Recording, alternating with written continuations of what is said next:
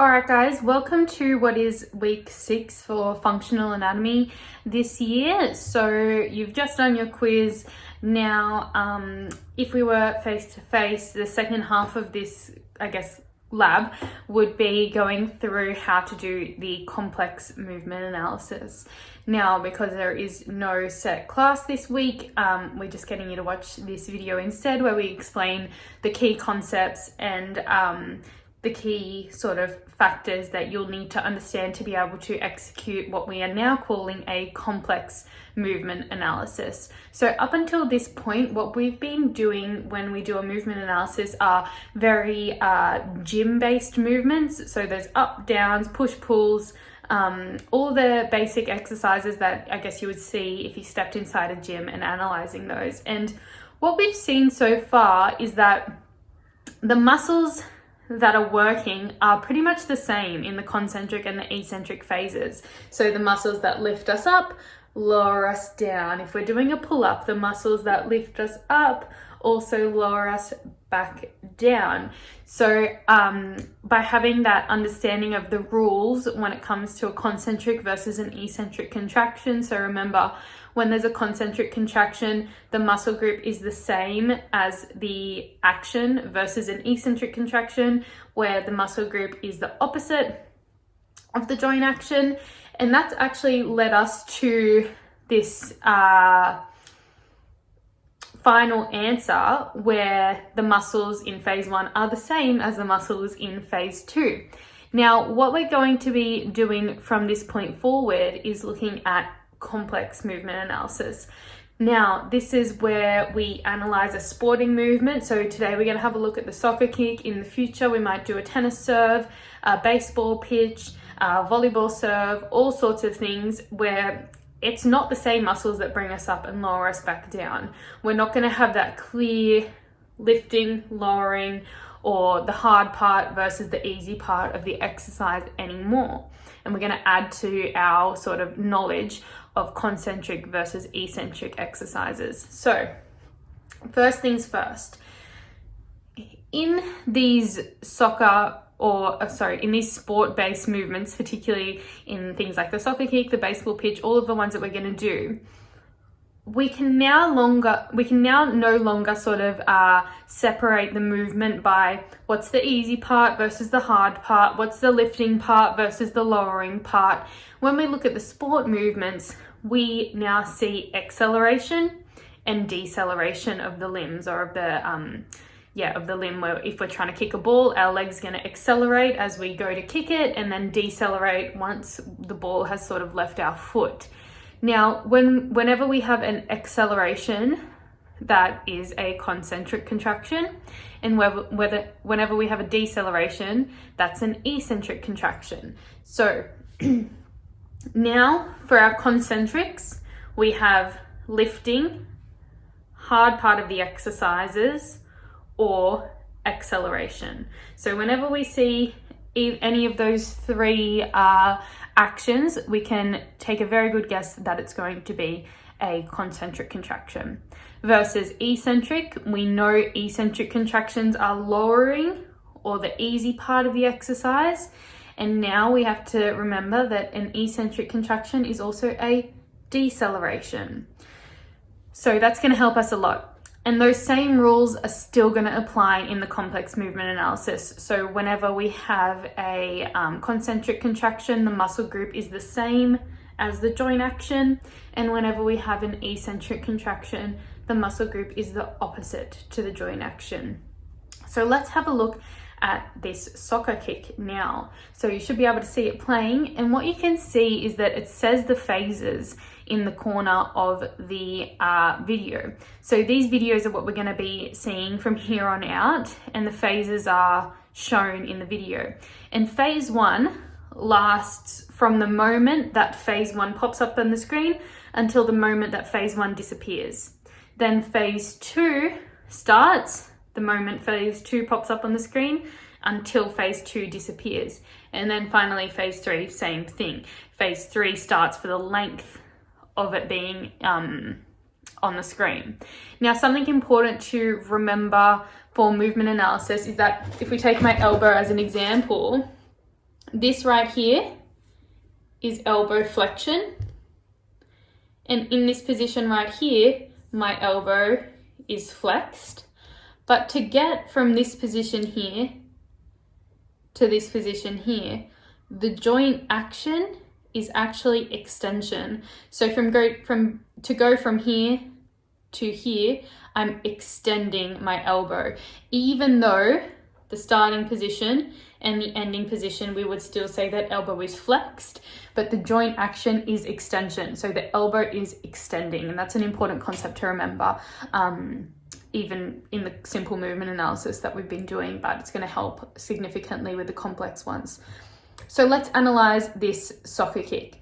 So in phase 1, the leg is coming behind the body, and it's almost as though we're lifting our leg up behind ourselves. So lifting the leg up, we know from the simple movement analysis that we've been doing already that lifting is concentric. So phase 1, or the backswing, as we lift our leg up behind us, that's going to be a concentric contraction. And legs coming behind the midline of the body, so the action at the hip will be hyperextension. And then we can see that the knee is bending as the leg comes behind us. So that's going to be knee flexion. We're going to do this movement analysis together. So we should already have for phase 1, concentric, for the hip, hyperextension, and for the knee, flexion. Now we know that concentric, our rule still applies. So the muscle group at the hip joint is going to be the hip extensors, and the agonist of hip extension is the gluteus maximus and the biceps femoris. Then at the tibiofemoral joint during phase 1, we said it was flexion, the joint action, and it was concentric. So the muscle group will be the tibiofemoral flexors, and the agonists of tibiofemoral flexion are our hamstring muscles, or our bicep femoris, semimembranosus, and the semitendinosus. Then in phase 2, as we're sort of coming to kick the ball, so we've lifted our leg up behind ourselves, and now we're going to kick that ball as hard as we can. So our leg is going to accelerate through to kick the ball. The key word there being an acceleration. So as the leg, we're producing force, we're trying to bring that leg through fast so that we can kick the ball. So phase 2 is going to be a concentric contraction. Now at the hip, we know our hip is behind us, and now we're pulling it forwards. So the action at the hip will be hip flexion. And at the knee's gone from bent to straight. So the action at the knee will be tibiofemoral extension. So muscle groups for phase 2, we've said it's concentric, so we can follow our rule. For the hip, we said hip flexion, concentric, so the muscle group is going to be the hip flexors, and the agonist of hip flexion, if you remember, is the iliopsoas muscle. Then at the knee, we have extension, concentric, so the muscle group is going to be the knee extensors, and they are our quadriceps, rectus femoris, vastus lateralis, and vastus medialis. So there's phase 1 and phase 2 done. Then in phase 3, the ball has left the foot. Now, if you look at the exact point when phase 3 starts, it's as soon as the ball leaves the tip of the foot. And from that moment, our leg is going to deaccelerate. Now, if the leg didn't deaccelerate, you would just keep pulling your leg forwards through until you ended up falling back on yourself or doing some sort of a backflip. That doesn't happen when we kick a ball. When we kick the ball, we accelerate until the ball has left our foot. So the ball's flying through the air now, and the limb is going to deaccelerate and slow down so that you can, take your next step or continue running. So deacceleration being the key word, that means the contraction type is going to be eccentric.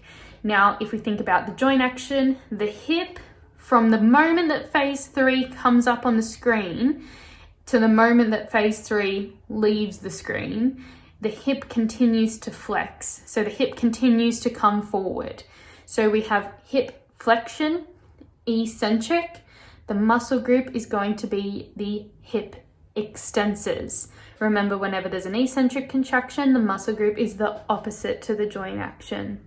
So hip extensors mean it's our gluteus maximus and our biceps femoris that turn on, and they're lengthening to slow down that acceleration that we've produced at our limb to kick the ball. So they're going to turn on and slow us down and make sure we don't end up falling backwards onto ourselves.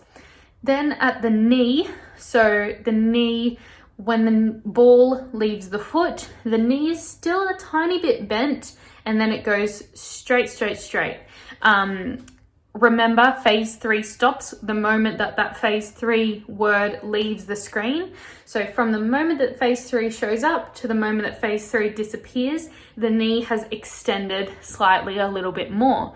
So we would have knee extension, eccentric, and because it's an eccentric contraction, the muscle group will be the knee flexors. And our knee flexors are our hamstring muscles, biceps femoris, semimembranosus, and semitendinosus. So even though in phase 2 and phase 3, we're essentially doing the same thing at the hip and the knee joint, we actually see different muscles working. So in phase 2, it's the iliopsoas and the quadriceps that are accelerating to produce force as we kick the ball. But then as soon as the ball leaves our foot, we have the follow through where the opposing muscles are going to now start contracting eccentrically to slow us down and to de-accelerate the acceleration that we've just produced to kick the ball. So hopefully this concept makes sense. Remember, key points are acceleration equals concentric, deceleration equals eccentric, and we're going to get into some more examples next week. So I'll see you then.